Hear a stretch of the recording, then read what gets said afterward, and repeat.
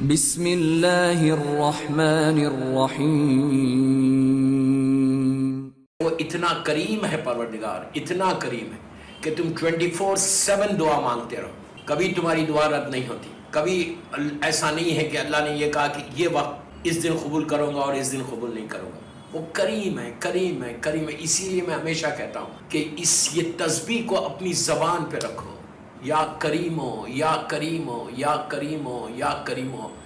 جتنا میکسیمم پڑھ سکتے پڑھو۔ اللہ کا کرم، کرم کے معنی کیا؟ بلیسنگ، اللہ کی رحمت۔ جب رحمت آئے گی نا تو پریشانی خود بخود دور ہو جائے گی۔ جب رحمت آئے گی تو پریشانی خود بخود دور ہوگی۔ ہم کیا چاہتے ہیں؟ ایون مردہ کیا چاہتا؟ ایون یہ حاجی جماعت غلام صاحب کیا چاہ رہے ہیں؟ مرنے کے بعد کچھ نہیں چاہیے، صرف ایک ہی چیز کا وہ تقاضا کرتا مردہ کہ اللہ تیرا کرم چاہیے، اللہ تیری بلیسنگ چاہیے، تیری رحمت چاہیے۔ زندگی میں بھی اللہ کا کرم چاہیے، مرنے کے بعد بھی اللہ کا کرم چاہیے۔ 24/7 اگر اللہ کا کرم ہو جائے تو تم اس طرح تم بامبے میں گرو کرو۔ ساری پریشانیاں جو دور ہوتی وہ کرم پروردگار سے ہوتی۔ تو ہمیشہ دعا کرو کہ اللہ کا کرم ہمارے اوپر۔ always always سے یا کریم ہو، یا کریم ہو، یا کریم ہو، یا کریم ہو۔ یہ اللہ کا عجیب نام ہے۔ جب تم زیادہ بولتے رہو گے نا، پکارتے رہو گے نا، یا کریم ہو، یا کریم ہو، تو کبھی تو دروازہ کھلے گا، اس کے کرم کا دروازہ کھلے گا، اس کے رحمت کا دروازہ کھلے گا۔ 100%۔ جب انسان بار بار پکارتا ہے نا تو اللہ اس کے اوپر کرم کر دیتا ہے۔ ایٹ لیسٹ منیمم صبح میں اور شام میں 18 ٹائمز پڑھو، یا رحمان ہو، یا رحیم ہو، یا رحمان ہو، یا رحیم، کہ اللہ تو رحم کر۔ اور اللہ یہ بولتا ہے کہ جب تم میرے نام کو پکارو، اور اللہ کے ہر نام کی ایک برکت ہے، یاد رکھو، ہر نام کی۔ تو جتنا تم اللہ کی بارگاہ میں معافی مانگو گے، جتنا اللہ کی بارگاہ میں تم دعا کرتے رہو گے، آپ یہ نماز پڑھیں۔ ہارڈلی میں 5 منٹ مانگ رہا، جسٹ 5 منٹس، 5 منٹ۔ اگر تم یہ 5 منٹ اپنے مرحومین کو دو گے تو اس کا ثواب بتا دوں کیا ہے؟ آرام باغ میں یا رحمت آباد میں یا محفل مصطفیٰ یا زینبیہ، جتنے قبرستان ہیں بامبے کے، پوری دنیا میں جگہ ہے، وہاں پہ ہماری گریو ہے۔ بس کوئی گھر ہے ہمارا وہاں پہ؟ از دیر اینی ہاؤس؟ بامبے میں بڑے بڑے فلیٹس ہیں، بڑے بڑے اپارٹمنٹس ہیں، گھر ہے نا؟ بامبے میں تو اپارٹمنٹ ہے نا؟ کتنا سکون ہے جس کا اپارٹمنٹ ہوتا، جو اپنے ذاتی گھر ہوتا، جو اون کرتا اپنے ہاؤس کو، وہ ایک ریلیکس میں رہتا، ایک دم ریلیکس رہتا کہ ارے میرے پاس فلیٹ تو ہے، and of the month rent تو دینا نہیں پڑے گا۔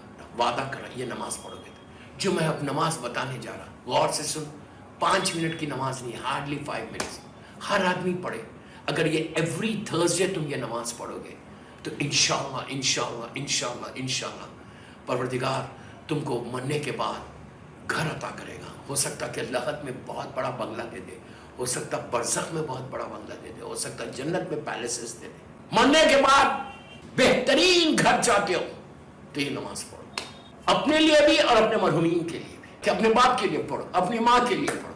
بولو پروردگار تو کریم ہے، تو میرے ماں باپ کو جنت برزخ میں گھر دے دے، تو میرے ماں باپ کو لحد میں گھر دے دے۔ 2 ہی رکعت نماز، سو سمپل، 2 رکعت نماز، جسٹ 2 رکعت نماز۔ نیت کرو کہ میں نماز پڑھتا ہوں سارے مرحومین کے، یعنی اللہ کے رسول صلی اللہ علیہ وآلہ وسلم کے زمانے سے لے کے آج تک، مولا کے چاہنے والے جتنے مولا کے چاہنے والے، صرف آپ کے ذہن میں یہ رہنا کہ سرکار کے زمانے سے لے کے آج تک جتنے مرحومین ہیں میں ان کے لیے یہ نماز پڑھ رہا، ان کے لیے یہ نماز پڑھ رہا۔ سو سمپل، آپ نیت کرو میں نماز پڑھتا ہوں 2 رکعت مرحومین کے لیے، میں نماز پڑھتا ہوں یا پڑھتی ہوں 2 رکعت مرحومین کے لیے قربت اللہ۔ ایک مرتبہ بسم اللہ الرحمن الرحیم سورہ الحمد، اور ایک مرتبہ بسم اللہ الرحمن الرحیم سورہ قل یا ایھا الکافرون۔ اگر پڑھنا نہیں آتا سورہ قل یا ایھا الکافرون تو ہاتھ میں کتاب لے کے بھی پڑھ سکتے، کوئی مشکل نہیں۔ بسم اللہ الرحمن الرحیم الحمد ایک، بسم اللہ الرحمن الرحیم سورہ قل یا ایھا الکافرون، بسم اللہ الرحمن الرحیم سورہ قل هو اللہ احد۔ ایک رکعت میں 1 علم اور 2 سورے، قل یا ایھا الکافرون اور سورہ توحید پڑھو۔ اوکے، پہلی رکعت ختم کرو، دوسری رکعت میں بھی بالکل ایسی پڑھو، 1 علم، 1 مرتبہ سورہ قل یا ایھا الکافرون اور سورہ توحید، قنوت پڑھو بالکل فجر کی نماز کی طرح۔ صرف 1 سورہ ایکسٹرا ہے اس نماز میں، سورہ قل یا ایھا الکافرون۔ نماز کمپلیٹ کرو، دونوں سلام 3 مرتبہ اللہ اکبر، پھر مظلوم بی بی زہرا کی تسبیح ضرور پڑھنا۔ تسبیح ہے مظلوم بی بی زہرا، یہ تسبیح پڑھو، ہاتھوں کو اٹھا دو، ہاتھوں کو اٹھا کے بولو پروردگار اس نماز کا واسطہ، پلیز غور سے سنو، इस नमाज का वास्ता, मजलूम बीबी जहरा की तस्बीह का वास्ता और मोहम्मद और आले मोहम्मद का वास्ता। शब जुमा सरकार के ज़माने से, अल्लाह का रसूल सल्लल्लाहु अलैहि वसल्लम के ज़माने से लेके आज तक जितने मेरे मौला हुसैन के चाहने वाले, जितने मेरे मौला अली के चाहने वाले दुनिया से चले गए, अल्लाह उसको इस नमाज का सवाब दे। Millions and millions and millions सरकार के ज़माने से लेकर आज तक मिलियंस लोग दुनिया से गए, उन सबको इसका सवाब पहुंचे। Just imagine, just imagine. हल जज़ाउल एहसान इल्लल एहसान है, याद रखो। तुमने दूसरों के लिए दुआ की इस नमाज में। अब इमेजिन करो आपने बॉम्बे में ये नमाज पढ़ी और नमाज पढ़ने के बाद मिलियंस की तादाद में जो लोग दुनिया से चले गए, हर कब्रिस्तान जामिया मौला हुसैन का चाहने वाला है, उसकी लहर में फरिश्ते ये तोहफा लेके जाएंगे, इस नमाज का तोहफा। घर है इस नमाज के तोहफे में। वादा मासूम का वादा है कि जो ये नमाज पढ़ेगा, अल्लाह उसको मरने के बाद उसकी लहद में, बरज़ख में, जन्नत में, पता नहीं कहां। और जब एक चीज याद रखो, जब अल्लाह देता ना तो वो छोटा नहीं देता। क्या बोल रहा हूं, उसका करम है, करम है, करम है, करम है। बॉम्बे में तुम 2 बेडरूम 3 बेडरूम फ्लैट्स में रहते हो and you want to live in 4 bedrooms 5 bedrooms and बंगला, ये नमाज पढ़ो। जब अल्लाह देगा तो अल्लाह छोटी चीज कभी नहीं देता। अल्लाह गैर हिसाब अता कर, वो उसका करम है परवरदिगार। वो कहता है कि मैं गैर हिसाब देता हूँ। हो सकता है तुमको ये एक नमाज तुम्हारी माँ को, तुम्हारे बाप को, तुम्हारे भाई को, तुम्हारी बहन को, सारे मरूमीन को छोटी 6 फीट की लहद से, आरामबाग से निकाल के आज की रात फरिश्ते एक बड़े बंगले में मूव कर दें। कितना वो लोग तुमको दुआ देंगे, कितनी दुआ मिलेगी तुमको। और तुमने दूसरे के लिए बंगले दिए, दूसरों का घर प्रोवाइड किया, दूसरे को शेल्टर दिया, तो तुमको कितना बड़ा शेल्टर मिलेगा, तुमको इसका अजर कितना मिलेगा। आप सोच रहे मैं क्या बोल रहा हूं आपसे?